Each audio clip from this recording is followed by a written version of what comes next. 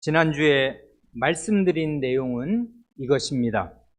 곧 모세가 기록한 창세기 2장의 마지막 부분을 정밀하게 읽을 때 첫사람의 혼인과 관련하여 새롭게 배울 수 있는 것은 무엇인가 할 때 적어도 두 가지를 배울 수 있다고 말씀드렸습니다.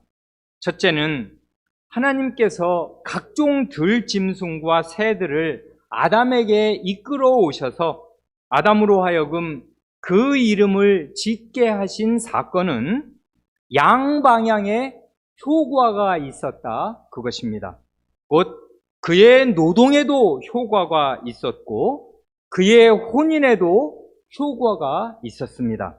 즉 그 사건은 그의 노동, 곧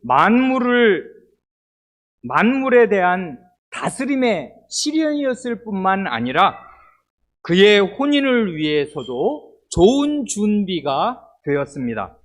곧 아담으로 하여금 각종 새와 동물을 관찰하면서 그 속에는 자기에게 맞는 배필이 없다는 사실을 느끼게 하신 것입니다. 그렇게 말할 수 있는 증거를 모세의 기록에서 두 가지로 찾을 수 있습니다. 하나는 2장 20절의 명시적인 기록이고 다른 하나는 아담의 혼인 이야기라는 큰 이야기의 틀 속에 곧 18절로 25절의 큰 액자 속에 동물의 장명 이야기라는 작은 틀을 곧 19, 20절을 집어넣은 이 창세기 2장의 일종의 액자 구조가 그 증거가 될 것입니다. 둘째로 감지하는 것은 전후 문맥의 분위기와는 아주 다른 이 창세기 2장 24절의 독특한 성격입니다. 이러므로 남자가 부모를 떠나 그 아내와 연합하여 둘이 한 몸을 이룰지로다. 이 말씀은 단순히 창세 때에 이러이러한 일이 있었다 하는 서술이나 보고라기보다는 아담 이후로 대대의 역사에 적용될 혼인의 대원칙을 모세가 천명하는 것입니다.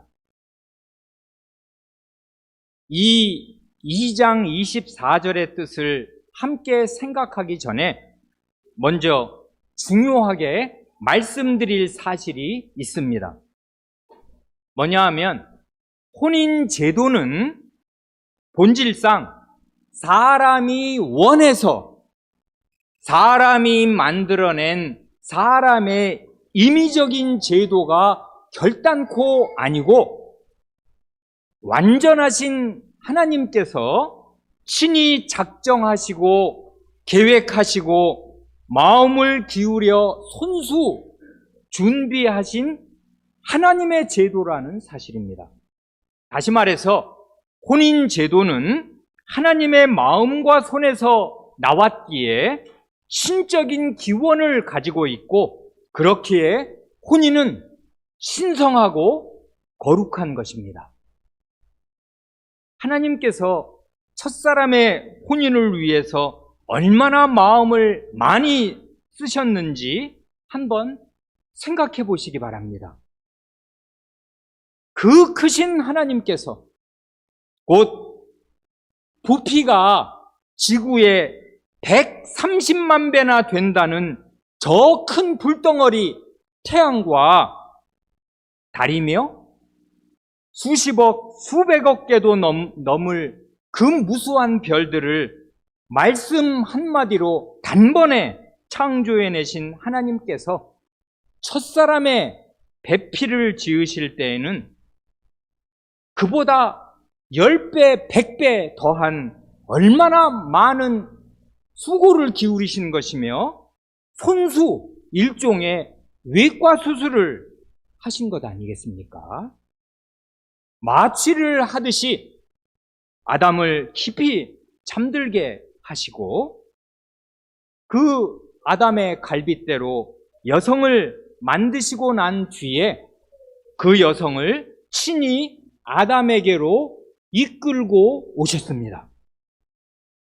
이렇게 하심으로써 혼인은 한 남자와 한 여자의 결합이라는 사실, 즉 일부 일처 제도를 역사에 확립하셨을 뿐만 아니라 더 본질적으로는 부부는 문자 그대로 한 몸이라는 사실, 부부 일신의 도리를 역사에 명백하게 세워주셨습니다.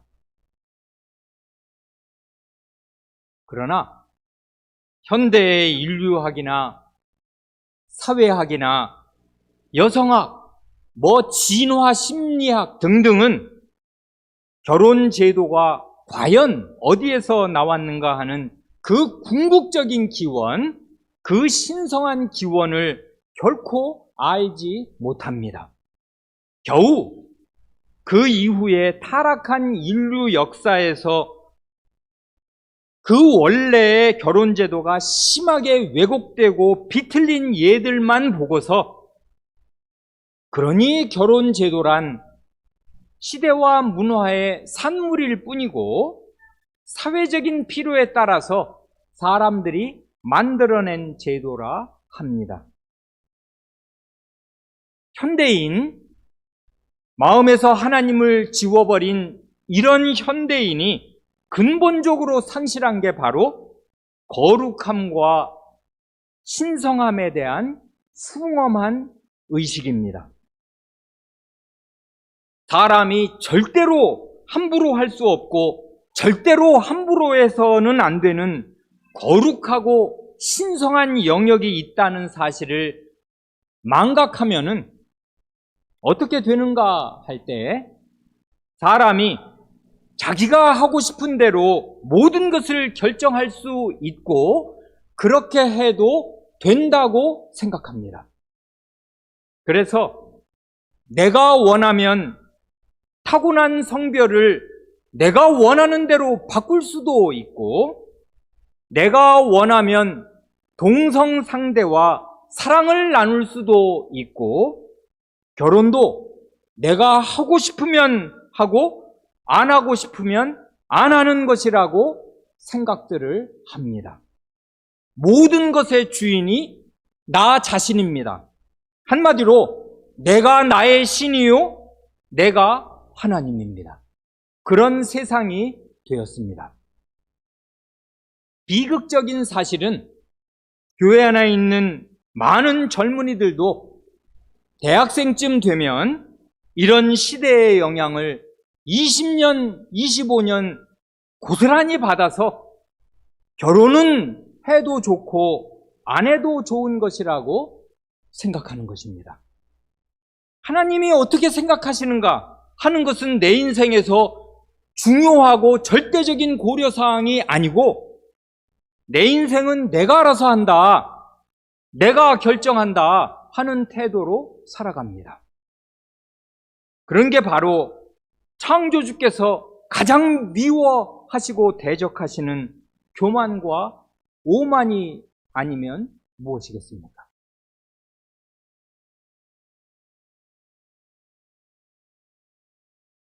우리는 어쩔 수 없이 하나님의 자식으로 형성되기 전에 이 세상, 이 세대의 아들, 딸들로 자라나기 마련입니다. 이 세대의 영향을 비 맞듯이 온몸으로 받습니다. 우리의 자녀들이 다니는 학교를 한번 생각해 보세요. 우리에게 변변한 기독교 학교가 있는가? 아침부터 저녁까지 가장 좋은 그 9시간을 어디에서 보내면서 무슨 영향을 받고 사는가 한번 생각해 보세요.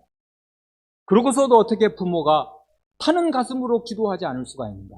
그러고도 어떻게 자식이 하나님 나라 백성다운 정신으로 자랄 수 있기를 기대할 수가 있는가? 일주일 168시간 중에 겨우 이 2시간 교회에 와서 설교 듣는 것으로 나머지 166시간이 하나님의 말씀으로 채워질 수 있을 것이라고 생각하는가? 그 아이의 성장기에 무엇이 그 마음과 영혼 속으로 들어가는가? 그걸 한번 생각해 보세요.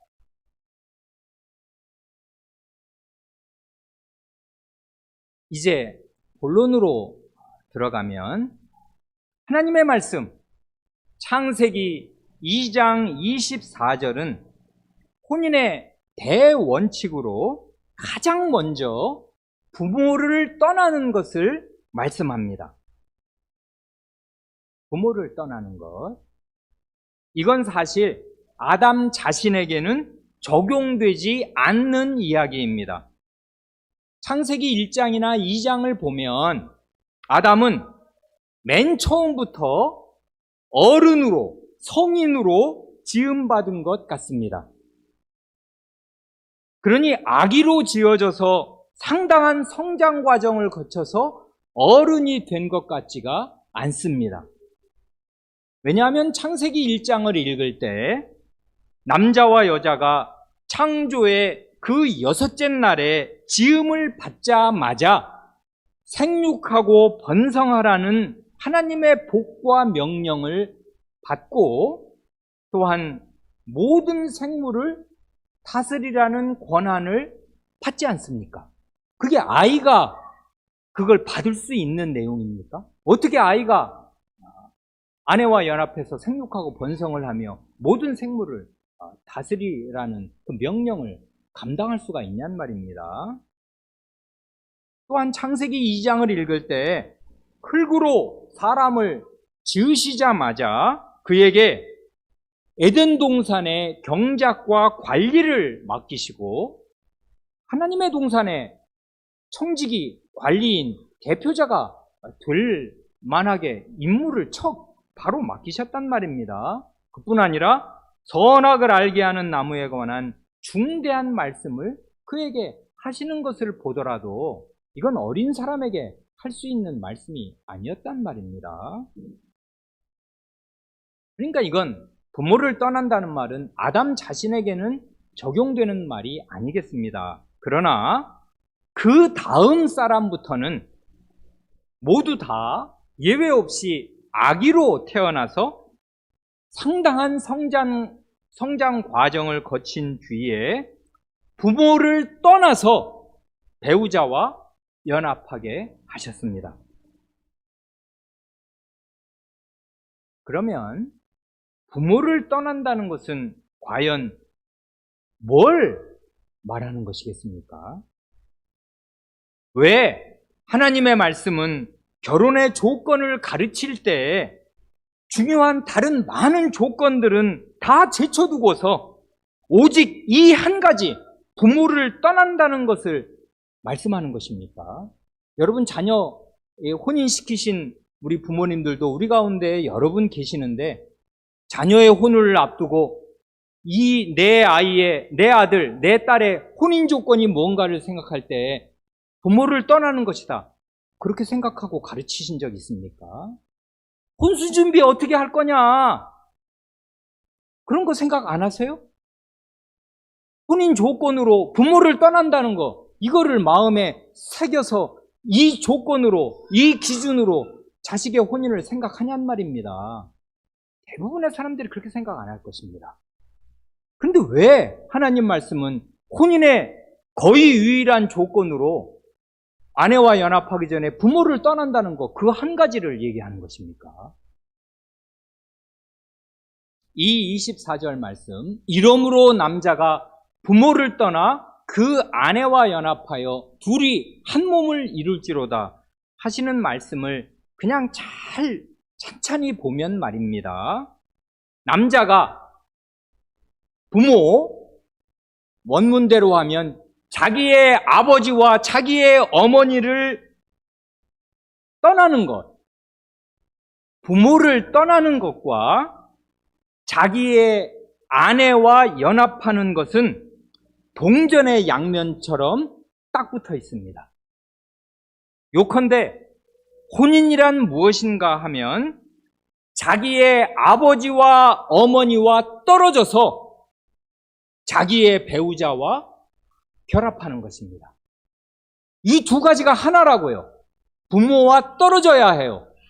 그리고 아내와 딱 달라붙어야 해요.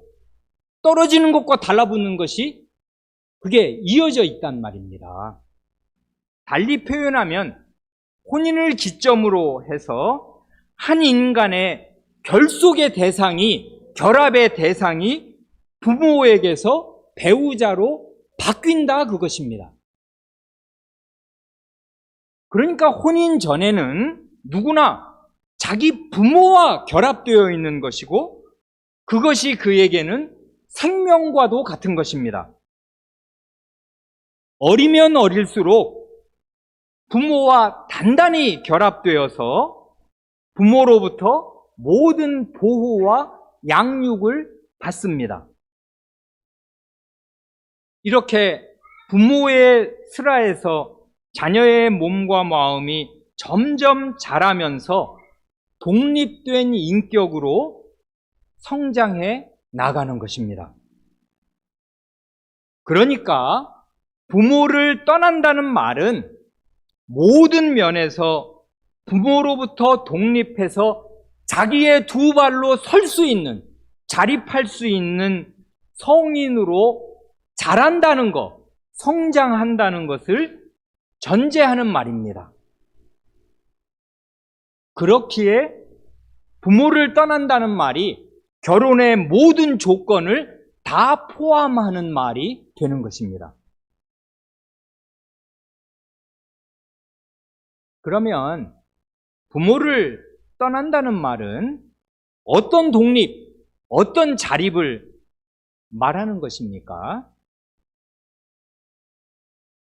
몇 가지로 이건 포괄적이니까 한 사람의 한 20년의 최소한 20년 정도의 인생을 다 말해야 하는 것이니까 이건 한두 마디로 몇 가지로 정리할 수 있는 게 아니겠습니다만은 그걸 우리가 20년을 다 말할 수 있는 게 아니니까 그냥 편의상 몇 가지로 생각해 보고 몇 가지로 귀납한다면 아마 이렇게 되겠습니다. 부모를 떠난다는 것, 부모로부터 독립해서 자기 두 발로 선다는 말은 첫째로는 우선 신체적인 독립을 말하겠습니다. 먼저 몸이 충분히 자라야 합니다. 부모를 떠나서 나의 아버지와 어머니를 떠나서 내 자신이 또 하나의 부모가 될 수 있을 만큼 내가 아버지가 되고 내가 어머니가 될 수 있을 만큼 나의 몸이 자라야 합니다. 이런 신체적인 독립이 충분히 이루어지지 않은 청소년들이 첫째와 둘째 단계를 건너뛰고서 마지막 셋째 단계로 가면 무슨 끔찍한 일이 일어나는가를 지난주에 말씀드렸습니다. 둘째로는 정신적인 자립입니다. 부모를 떠나서 독립된 가정을 이루고 배우자와의 관계를 안정적으로 유지하려면은 그 정서가 안정되어 있어야 하고 사리를 충분히 분별할 수 있어야 합니다.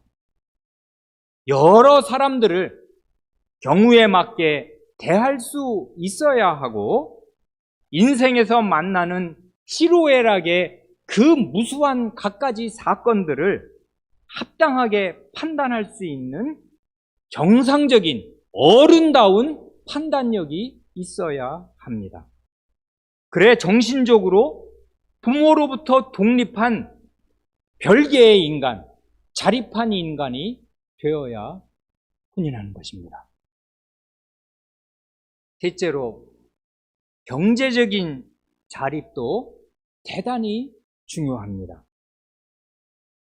모든 자녀는 부모님의 울타리 아래에 있을 때 부지런히 배울 것을 배우고 필요한 기능들을 익혀서 경제적으로 자립할 준비를 해야 마땅합니다. 그래 부모님의 도움이 없이 남편과 아내 두 사람이 연합해서 경제적으로 독립된 자기 가정을 유지할 준비를 해야 합니다. 그래 청소년 여러분이 공부하는 이유 혹은 직업적인 기능을 익히는 이유 혹은 여기저기에서 아르바이트 하는 이유가 궁극적으로는 혼인을 위한 준비가 되는 것입니다. 그러니 그런 준비들을 혼인과 무관한 것으로 여기지 마시고 이건 내가 부모로부터 독립해서 내 배우자와 연합할 준비를 하는 것이다 하고서 아주 성실하게 아주 부지런히 하시기 바랍니다. 그것이 가정을 세우기 위한 가장 좋은 준비 가운데 하나가 될 것이니 그렇습니다. 마지막 넷째로 신앙적인 독립, 신앙적인 자립이 결정적으로 중요합니다. 결혼하기 전에는 집안에서 신앙적인 모든 중요한 결정을 부모님이 내리는 것이고 부모님으로부터 자식인 나는 하나님의 말씀을 배우는 것입니다. 그러나 결혼하고 나면 남자 같으면 자신이 집안의 목사요, 장로요, 교사로서 아내와 자식에게 하나님의 말씀을 가르칠만 해야 하고 그리고 남편과 아내가 부모로서 자녀에게 하나님의 말씀을 가르치고 자녀와 가정을 위해 매일 기도해야 합니다. 그러니 지금 청소년 여러분이 혹은 20대 청년 남녀 여러분이 매주일 하나님 말씀 배우고 집에서 하나님 말씀 읽는 것을 혼인과 무관한 것이라고 여기지 마시기 바랍니다. 그게 가장 중요한 혼인 준비가 되고 있는 것이에요. 하나님 말씀을 배우고 익혀서 부모와 별개로 모든 사안을 하나님의 말씀에 따라 판단하고 말하고 행할 수 있는 그런 신앙적인 독립, 그래야 부모를 떠날 거 아닙니까? 부모를 떠나서도 자기가 신앙인으로 살 거 아닙니까? 그럴 준비를 지금 맹렬하게 해야 하는 것이다, 그것입니다. 그래, 신앙적인 자립이란 과연 무엇인가를 함께 생각하려고 오늘 본문으로 창세기 18장과 신명기 6장의 일부를 읽었습니다. 신앙적으로 부모를 떠난다는 말은 무슨 말인가? 어떻게 해야 부모를 떠나는 것인가? 그걸 알려면 부모가 자식에게 뭘 해줘야 하는 것인가를 알아야 할 것 아닙니까? 그래야 이런 것을 내 스스로 자급자족할 수 있는가를 알아야 부모로부터 떠날 것이고 부모를 떠나는 순간부터 자기가 이제 부모가 되는 것인데 부모가 되면 바로 이 일을 해줘야 한단 말입니다. 그걸 부모로부터 받은 사람이어야 하고 이제 독립적으로 그 일을 수행할 수 있는 사람으로서 자기가 부모로서 그 일을 해줘야 하니 부모로부터 받는 것과 자기가 부모가 되어 자식에게 주어야 할 것이 같은 것입니다. 부모로부터 받아야 할 것이 무엇입니까? 제대로 받아야 자라서 부모를 떠날 거 아니에요? 창세기 18장 17절 이하의 말씀을 다시 읽으면 이렇습니다. 여호와께서 가라사대 나의 하려는 것을 아브라함에게 숨기겠느냐? 아브라함은 강대한 나라가 되고 천하만민은 그를 인하여 복을 받게 될 것이 아니냐? 내가 그로 그 자식과 권속에게 명하여 여호와의 도를 지켜 의와 공도를 행하게 하려고 그를 택하였나니 이는 나 여호와가 아브라함에게 대하여 말한 일을 이루려 함이니라. 이 말씀에 이 17절, 18절, 19절에서 요 석절의 앞과 뒤 17절과 19절 맨 뒤를 보면 하나님께서 하시려는 일이 있습니다. 하나님의 경영이 있어요. 하나님이 지금 뭘 하시려고 하셔요? 그래, 17절. 나의 하려는 일을 아브라함에게 숨기겠느냐? 하나님은 가만히 계시는 분이 아닙니다.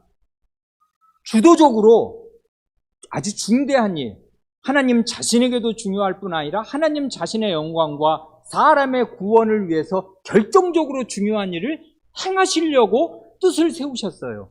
하시려는 일이 있습니다. 이게 하나님의 백성의 정말 큰 영광이기도 한데, 하나님께서 행하시려는 일을 하나님의 백성들에게는 말씀으로 미리 알려주십니다. 세상 사람들은 몰라요. 모르니까 이 세상이 자기 세상이라고 생각하고 자기 소견에 옳은 대로 행하는 것뿐 아닙니까? 이렇게 하는 게 잘 되겠다, 복되겠다 하는지 모르지만 하나님이 창조주께서 이 세상 역사에서 뭘 이루시려고 하는가 상관도 안 하고 모른단 말입니다. 그런데 하나님의 백성은 알아요. 왜요? 나의 하려는 일을 아브라함에게 숨기겠느냐?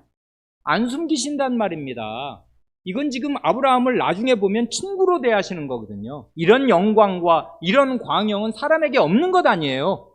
그 크신 하나님, 온 우주보다 크신 하나님이 모래알처럼 작은 한 인간을 자기 친구처럼 대하셔서 흉금을 터놓고 자기 속에 있는 중요한 경영을 국사를 논의하듯이 아브라함에게 말씀하여 주신다 이것입니다. 하나님의 백성은 다 이런 대우를 하나님께로부터 받습니다. 하나님의 흉중에 있는 큰 뜻, 이건 사소한 무슨 한담을 나누는 자리가 아니잖아요.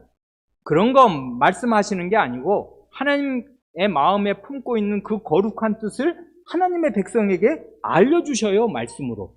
그래, 하나님의 백성은 하나님의 경영에 대하여 듣습니다. 하나님의 경영에 참여하는, 말하자면 참모회의에 들어간다 이 말이에요. 하나님 백성은 다.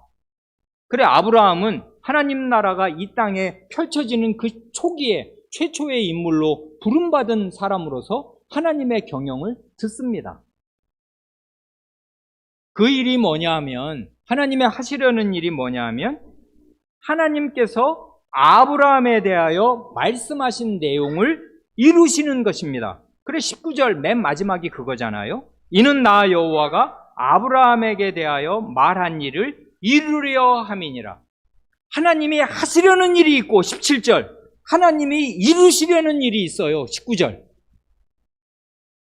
하나님의 경영, 하나님의 뜻, 하나님의 의지, 하나님의 계획이 하나님의 마음속에 수립되어 있는데, 이걸 그냥 마음속에 감추어 두시고 계시는 것이 아니라 하나님의 백성 아브라함에게 말씀하여 주십니다. 그게 뭡니까? 그게 뭐냐고요? 그게 아브라함을 조상으로 하는 강대한 나라, 강하고 큰 나라를 세우시려는 것이고, 그로 말미암아 천하 만민이 복을 받게 될 복된 나라를 세우시려는 것입니다. 그래, 18절이 그거 아니에요. 아브라함은 강대한 나라가 되고 천하 만민은 그를 인하여 복을 받게 될 것이 아니냐. 한마디로 아브라함을 쓰셔서 강대하고 복된 하나님의 나라, 하나님 자신의 나라를 이 땅에 세우시려는 것입니다. 바로 여기에 천하 만민, 이 세상 모든 사람들의 복이 달려 있습니다. 그러니까 하나님의 경영은 시시한 것이 아니고 간단한 것이 아니고 나라를 세우시려는 것인데, 그게 어디 하늘에서 천사들을 데리고 나라를 세우시는 것이 아니고 죄로 가득한 이 땅 위에, 이 인류 역사 안에 강하고 큰 나라, 복된 나라를 세우시려는 것이에요. 그걸 겨우 지금 아브라함 한 사람을 데리고 이 일을 시작하시려고 하나님 마음에 계획을 하시면서 그 이야기를 지금 하신다 이 말입니다. 이 하나님의 나라가 이 땅에 이루어지는데 필수적인 게 뭐냐 하면 그게 19절 상반절입니다. 나 여호와가 그로, 아브라함으로 그 자식과 권속에게 명하여 여호와의 도를 지켜 의와 공도를 행하게 하려고 그를 하나님 나라의 아버지로, 하나님 나라의 조상으로 택하였다.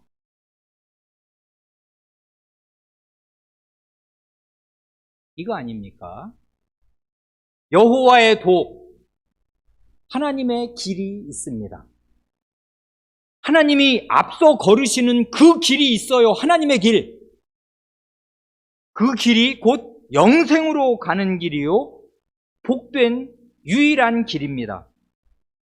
그렇게 알아서 이 길이 영생의 길이요, 이 길이 복된 참된 복된 길임을 알아서 이 길에서 이탈하지 않고 이 길을 따라 하나님과 동행하여 이 길을 걷는 것이고, 그의 인생길을, 하나님의 길을 뒤를 따라 하나님의 길을 걷는 것이고, 의와 공도, 곧 하나님께서 옳다고 여기시는 일들을 행하면서 인생길을 걷는 것입니다. 이렇게 하게 하려고 누구로요? 아브라함으로 하여금 자기 자신, 아브라함 자신뿐 아니라 그의 자식과 그의 영향력이 미치는 그 가솔들, 권속들, 그 아브라함은 뭐 종들도, 그 싸움에 나갈 만한 종들도 318명 거느리는 사람 아니에요. 그러니 그 부인들, 뭐 자식들 다 합치면은 아마 줄잡아 1500명, 2000명의 작은 부족의 족장, 추장이었을 것인데,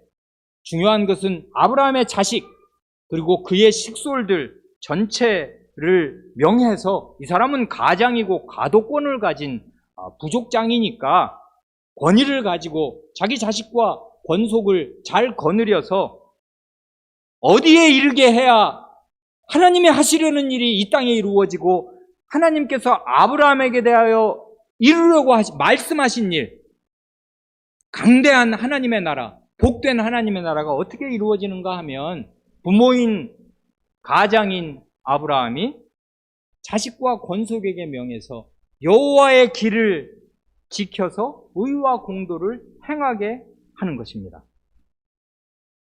이게 하나님 나라가 이 땅에 처음으로 이제 그 터잡기 시작하려 할 때 아브라함을 부르신 이유고, 아브라함, 부모인 아브라함, 가부장제의 족장이었던 아브라함에게 주신 하나님의 신성한 의무였습니다. 이게 부모의 역할이라고요. 부모는 자기 자식을 명해서 여호와의 길을 지켜야 한다. 샤마르, 지켜야 돼요. 여기서 이탈하면 안 됩니다. 그럼 죽음이에요. 하나님의 길을 떠나면 마귀의 길로 가는 수밖에 없는 거지. 어디 양자택일이 있어요? 나의 길이라는 게 어디 있어요? 내 길로 가면 죽는 것이지. 그게 다 죽는 거 아니에요. 다 지옥에 가는 거 아니에요. 요 짧은 60, 70평생을 끝나면 영원한 지옥에 떨어지는 길밖에 무슨 사람에게, 죄인에게 다른 길이 있어요. 여호와의 길이 유일한 영생으로 가는 길이란 말입니다.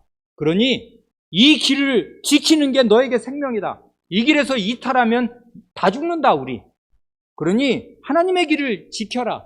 근데 하나님의 길을 지킨다고 가만히 길에 서 있는 거 아니란 말입니다. 길은 걸으라고 있는 것이고 인생길은 계속 걸어요. 시간은 흐른단 말입니다. 그러니 이 인생길을 걸으면서 하나님께서 옳게 여기시는 의를 행하고 살아야 해요.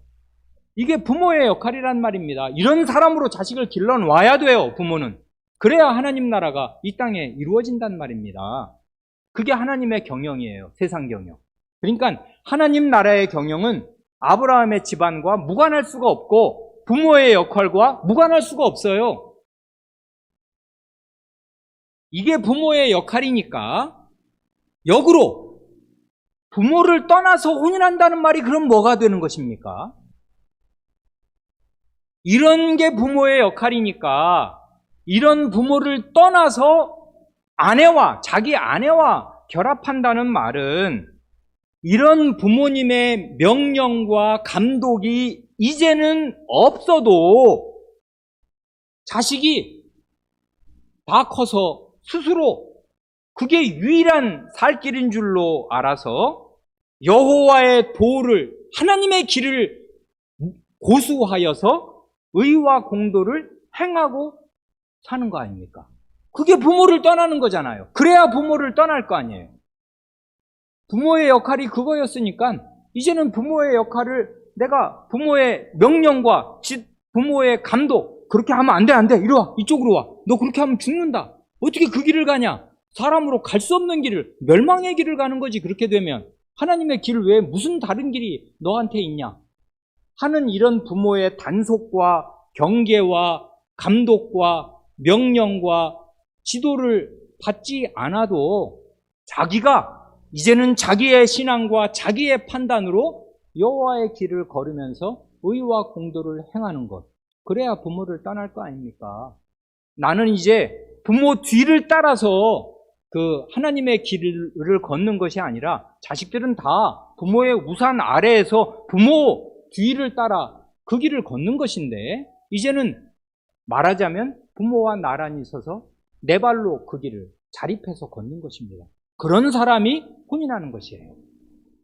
신앙적인 독립이란 이런 것입니다. 부모를 떠나야 해요. 그러니까 결혼하려면 부모 밑에서 부모 아래에 늘 지도를 받는 사람으로 있으면 계속 있는 것이지 그런 사람은 결혼 못할 거란 말입니다.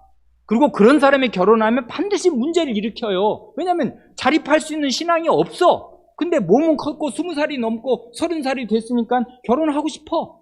저 여자 예뻐. 저 남자 멋있어. 이래서 결혼을 하고 나면 그 가정이 뭐가 되냔 말입니다. 그 가정에서 무슨 여호와의 그 길을 지켜서 의와 공도를 행하는 그런 게 어디 나오냔 말입니다. 그러면 죄인이 죄인을 낳을 뿐이고 불행과 그 비극이 확대 재생산될 뿐이에요. 우리 주변의 가족, 아니 우리 가정이 그런 가정 아닙니까? 그러니 부모를 떠난다는 말이 결혼의 모든 조건을 포괄하는 말이면 이 말이 무슨 말이어야 하는가?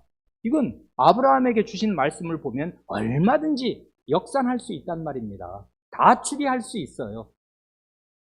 창세기 18장에서 아브라함 한 사람에게 하신 말씀이 신명기 6장으로 넘어오면 이스라엘이라는 나라 전체로 확장됩니다. 그러지 않습니까? 그런데 본질은 완전히 똑같아요.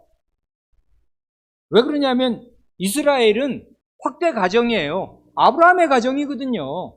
아브라함의 집안 아니에요. 우리는 다 아브라함의 자손이다. 아브라함이 우리 아버지다.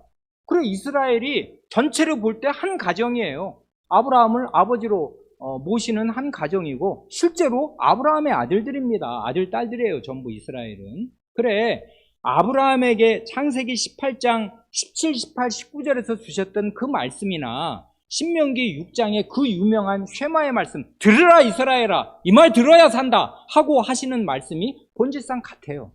다를 수가 없습니다. 그래 거기 보면 그 신명기 6장의 그 중대한 모세의 유언과 같은 그 말씀 나는 여기서 죽는다. 그러나 너희는 건너가서 이 요단강 앞에 지금 있으니까 요단강을 건너서 이 모압 평지에서 저 강을 건너기만 하면 너희는 그 하나님이 약속하신 약속의 땅 그게 바로 하나님 나라의 현실적인 현실태인데 하나님 나라에 들어가서 하나님 나라를 이루고 살 것인데 그 나라에 들어가면 너희는 이렇게 해야 한다 하고 말하는 게 결국은 귀납하면 부모가 해야 할 자녀 교육을 명하고 있어요. 그리고 자녀 교육의 핵심은 신앙 교육입니다. 그거지 않습니까? 2절 곧 너와 내 아들과 내 손자로 평생에 내 하나님 여호와를 경외하며 내가 너희에게 명한 그 모든 규례와 명령을 지키게 하기 위한 것이며 이건 아브라함에게 주신 말씀과 똑같은 거잖아요. 여호와의 도를 지켜 의와 공도를 행하게 하려고 내가 너 아브라함 택한 거 아니냐. 네 자식과 권속에게 명하여서 그 일을 하고 살게 하려고 내가 너 택한 거 아니냐. 그래야 내가 말한 게 이루어질 거 아니냐. 이 역사 가운데. 그래서 이렇게 불어난 이 아브라함의 자손으로 구성된 이 이스라엘 백성이 할 일은 자기 자신과 너와 그리고 내 아들과 내 손자로 그러니까 이게 사람이 미칠 수 있는 한계잖아요. 자기 자식, 자기 자신, 자기 자식, 그리고 손자. 그리고 우리는 죽는단 말입니다. 내 영향을 미칠 수 있는 그 범위 안에서 결국 내 자식들이 평생에 하나님 여호와를 경외해서 그 말씀을 지키게 하려고 내가 지금 말한다. 7절 같습니다. 내 자녀에게 부지런히 가르치며 집에 앉았을 때에든지 길에 행할 때에든지 누웠을 때에든지 일어날 때에든지 이 말씀을 강론할 것이며, 이게 하루아침에 되는 일이 결단코 아니란 말입니다. 하나님 말씀은 정말 많아요. 많고 한없이 깊잖아요. 그리고 그 어린 사람들이 그 말씀 한두 번 듣고 10번, 20번 들었다고 그대로 행하는 거 아니란 말입니다. 죄인은 날 때부터 죄인이고 죽을 때까지 죄인이에요. 그러니 구부러진 나무란 말입니다. 구부러진 나무 펴보셨어요? 그냥 잡아당기면 펴지는 것입니까? 부러져요. 안 부러지게 하려면 어떻게 해야 돼요? 계속 힘을 주고 잡아당기고 묶어놔야 된단 말입니다. 그러니까 우리가 이렇게 죄의 습성을 엄마 뱃속에서부터 달고 나온 우리가, 죄에 절은 우리가 어떻게 이 영생의 길을 쫓아 하나님의 말씀을 쫓아 사냔 말입니다. 밤낮 없이 듣고 또 들어야 해요. 하나님의 말씀 새기고 또 새기고, 새기고 또 새기고, 돌이키고 또 돌이키고, 7번 넘어져도 8번째 일어나서 또 그 말씀 듣고 그 말씀으로 가려고, 이 길에서 머뭇머뭇하고 벗어나려고 하다가도 다시 돌아오고 다시 돌아오고 100번은 그래야 한단 말입니다. 그러니 밤낮으로 하나님 말씀, 앉았을 때든지 일어섰을 때든지 길에 행할 때든지 집에 있을 때든지, 자식이 자기 울타리 안에 있는 날에는 끝없이 하나님 말씀 가르쳐 놔야 돼요. 그렇게 하려면 5, 6절이 선행되어야 할 것입니다. 무엇입니까? 너 자신이 문제라고요. 너는 마음을 다하고 목숨을 다하고 힘을 다하고, 성품이란 목숨입니다. 너는 너의 전심을 기울여서 네 목숨을 여기다가 쏟아 부어서 너의 온 힘을 다해서 전력 질주하듯이 내 하나님 여호와를 사랑하라. 오늘날 내가 네게 명하는 이 말씀을 너는 마음에 새겨라. 이게 부모에게 주신 명령 아니에요? 이스라엘의 모든 부모에게 주신 명령은 너는 너의 온 마음, 온 생명, 온 힘을 기울여서 하나님을 사랑해야 한다. 하나님 사랑하는 건 하나님 사랑합니다 어쩌고 하는 감상적인 멜랑콜리한 그런 말이 아니란 말이, 17세 소녀의 그런 말이 아니란 말입니다. 하나님을 사랑한다는 것은 구체적이고 전심을 기울여야 하는 것이에요. 그의 일생이, 그의 목숨이, 더운 피가 쏟아 부어져야 하는 것이란 말입니다. 하나님은 그렇게 사랑하는 것이지, 하나님이 우리를 그렇게, 그 크신 분이 아들님의 피를 쏟아 부으면서 우리를 사랑하셨는데, 하나님에 대한 사랑이 무슨 열몇 살 소녀 사랑하듯이 감상적인 사랑으로 그치면 그게 무슨 사랑이겠습니까? 하나님 그렇게 사랑하는 거 아니란 말입니다. 목숨을 다해서 사랑해야 하고, 온 마음을 기울여서 사랑해야 하고, 전심으로 전력을 다해서 사랑해야 해요. 하나님은 그럴 사랑을 받을 자격이 있는 분이고, 그것이 살 길입니다. 우리의 유일한. 그러니 그런 하나님을 사랑하는 마음이 있으면 하나님의 말씀을 내 마음에 새기게 될 것이에요. 이 말씀을 사랑할 뿐 아니라 이게 유일한 생명의 길이다. 하나님의 말씀하시면 나는 팥으로 메주를 쓴다고 해도 난 믿는다. 그럴 리 없지만 어떻게 됐든지 간에 하나님 말씀은 내가 다 믿고 다 순종해야 될 내 살 길로 주신 말씀이니 난 이 말씀 믿고 내 마음에 새긴다 하고, 부모의 마음에 하나님을 향한 진실한 사랑과 하나님의 말씀을 마음에 새기는 그런 게 부모에게 선행되지 않으면 무슨 수로 자식에게 맨날 하나님 말씀 가르치겠습니까? 자기나 잘하라지. 자기가 먼저 그렇게 해야 될 거 아닙니까? 그런 사람은 자식을, 이 길이 살 길이니까 늘 그렇게 가르친단 말입니다. 집에 있으니까. 그리고 옛날에는 다 농사 짓는 때라 학교도 옛날에 없었잖아요. 이 모세시대 때 학교가 어디 있습니까? 집안에 늘 같이 있는 거예요. 사실상 24시간을 자식과 함께. 그러면 자식과 함께 늘 시간을 보낼 때 그렇게 하는 것입니다. 그런데 우리의 형편을 한번 보세요. 얼마나 열악한가. 자식이 2-3살만 되면 어린이집을 보내. 그 다음에 조금 더 크면은 유치원, 학교를 보내. 그러면 그 아이 어떻게 돼요? 그게 우리가 믿고 맡길 수 있는 그 유아원이면 믿고 맡길 수 있는 학교예요, 그게 거기서 신앙교육, 하나님을 섬기고 살아야 하고 하나님을 사랑하고 살아야 한다는 게 교육이 되는 곳이에요, 그런 데가? 아니란 말입니다. 아니잖아요. 근데 우리 아이의 가장 중요한 시간은 어디서 다 보내요? 성장기에 가장 중요한 이 사람이 평생 사람 될 만하게 그 싹이 그 인격이 형성되는 청소년기, 가장 중요한 초중고 대학, 아니 유치원생 때부터, 유치원 그 전에 어린이집부터 시작해서 그에게 교육이 이루어지는 가장 중요한 거의 모든 시간은 안 믿는 사람들에게 맡기고 있어요. 그게 우리의 현실입니다. 아닙니까? 학교 안 보내요? 그러면 어떻게 할 거예요? 학교 보내잖아요. 초등학교, 중학교, 고등학교 보내면 그 다음에 그 학교만 보내나요? 그 뒤에 학원이 있잖아요. 그렇게 되면은 그 모든 시간이 뭘로 메꿔지냔 말이에요, 이 아이에게. 어떻게 하나님 말씀 가르치냔 말입니다. 설교가 길답니다. 배가 부른 것입니다. 배가 부르니까 그런 말이 나오잖아요. 우리가 지금 우리나라가 그런 나라입니까? 기독교 학교 있는 나라예요? 아이를 그렇게 아침부터 저녁까지 이번에 여러분 강의 들으신 잉해 드비셔가 기독교 학교 교사 아닙니까? 교사였다가 교사들을 교육하는 선임 교사 아니에요. 그런 정도의 그 양반 목사만 못한 사람 전혀 아니지 않습니까? 실력을 한번 다 보셨을 거 아니에요. 그런 정도의 실력을 가진 교사들이 우리 아이를 아침부터 저녁까지 맡아서 기독교 학교에서 가르친단 말입니다. 서구 제대로 된 개혁교회들은 그렇게 가르쳐 놓고 그리고 나서 그 아이를 교회에서 다시 청소년, 중고등학생 시간이 되면 500시간 동안 교리교육을 해요. 요리문답을 가르치거든요. 500시간을. 그러고 나서 성찬상에 나와서 부모와 동렬에 서서 성찬을 받는 성찬회원 되는 거란 말입니다.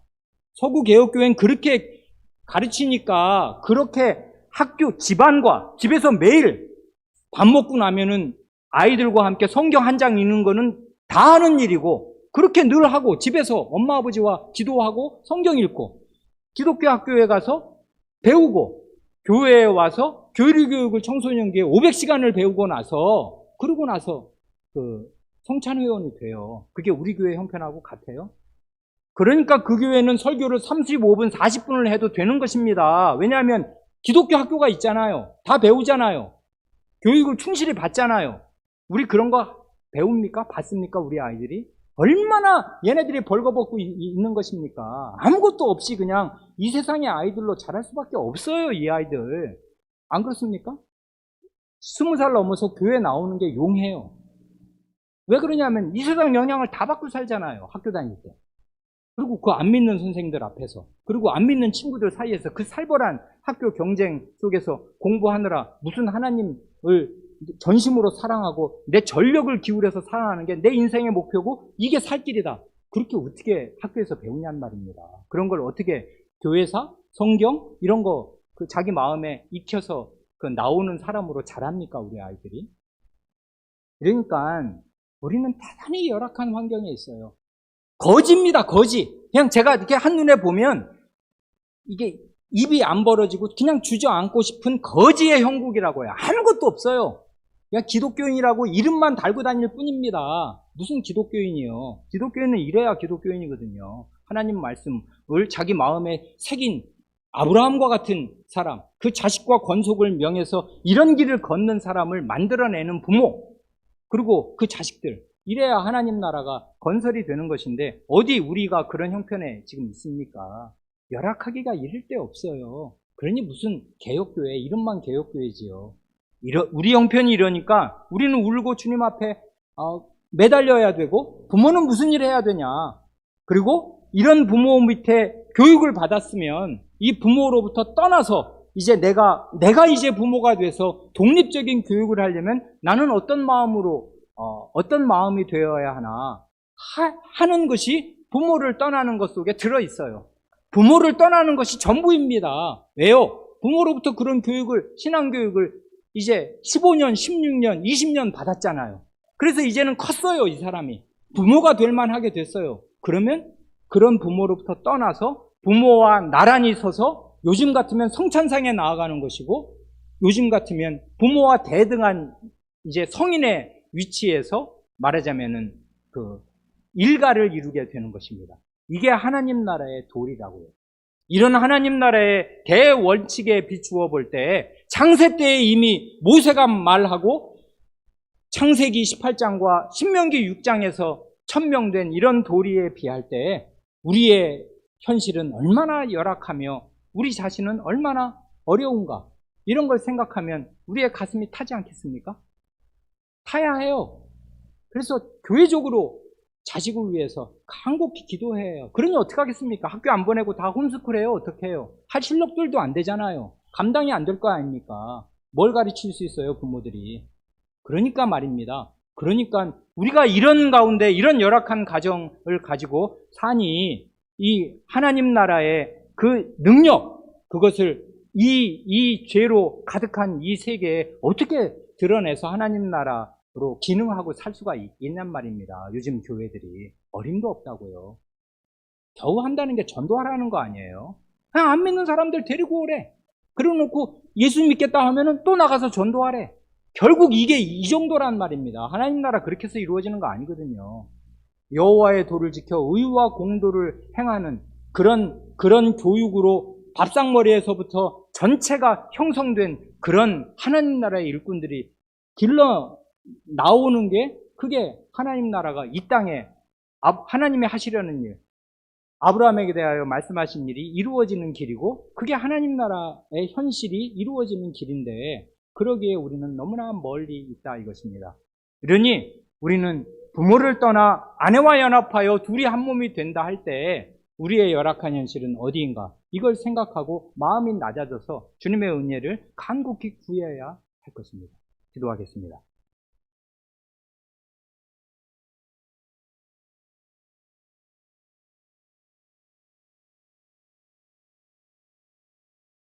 하나님 아버지, 하나님께서 태초부터 혼인의 제도를 하나님 자신의 거룩한 마음 가운데 제정하시고 아담의 신체의 일부로 또 다른 사람을 지어내시면서 그 또 다른 사람이 별개의 인간이 아니요 내 신체의 일부이므로 내 뼈요 내 살이므로 부부는 한 몸인 사실을 완전하게 실증하여 주시고 그것을 원리로 세워주셔서 그 이후에 부부는 비록 실제로는 한 몸이 아닐지라도 하나님께서 역사의 맨 처음에 세워주신 이 원리에 근접하도록 애쓰는 가운데 한 몸으로서 아내와 배우자와 연합하여 여호와의 도를 지켜 의와 공도를 행하는 거룩하고 경건한 가정을 수립하게 하셨고, 이런 가정들을 단위로 하여 하나님의 나라가 이 죄 많은 땅에 힘차게 전진하게 하셔서 영생의 빛, 구원의 빛을 비추게 하셨습니다. 그러나 주님, 저희의 열악한 형편은 얼마나 참담하고 이루 말로 할 수가 없는지, 오히려 저희의 자녀들이 20살이 넘어서 교회에 나오면 그것이 기적이 아닐 수 없을 만큼 대단히 열악한 가운데 이렇게 살며 겨우 주일에 이렇게 한두 번 모여서 하나님 말씀을 배우고 집에서 가르친다는 것이 피곤에 절은 저희의 아이들에게 무슨 말씀을 얼마나 많이 가르칠 수 있는지 알 수가 없어서 중고등학교, 초중고 내내 방치하여 두다시피 하다가 겨우 대학생 정도가 되면 목사에게 보내어 일주일에 한두 시간을 배우는 것이 그의 성찬상에 나오기 위한 준비의 전부인 것처럼 되고 있사옵니다. 주님, 이러한 저희의 형편을 불쌍히 여기시고 저희가 얼마나 헐벗고 굶주리며 아무것도 없는 상태에 있는가를 생각하고 하나님의 원대한 뜻을 이루는 도구가 되기에 얼마나 저희의 가정이 부실한가를 생각하여서 청소년 때부터 이에 대하여 이 필요를 느끼고 각성하게 하시고 하나님의 말씀을 부지런히 섭취하게 하시며 맹렬한 열심으로 그 말씀을 배워 자라게 하시고, 그리하여 과연 부모로부터 떠나 배우자와 연합할 수 있는 튼튼한 사람들이 저희 가운데 생겨날 수 있게 하여 주시기를 구합니다. 우리 구주 예수님의 이름으로 기도합니다. 아멘.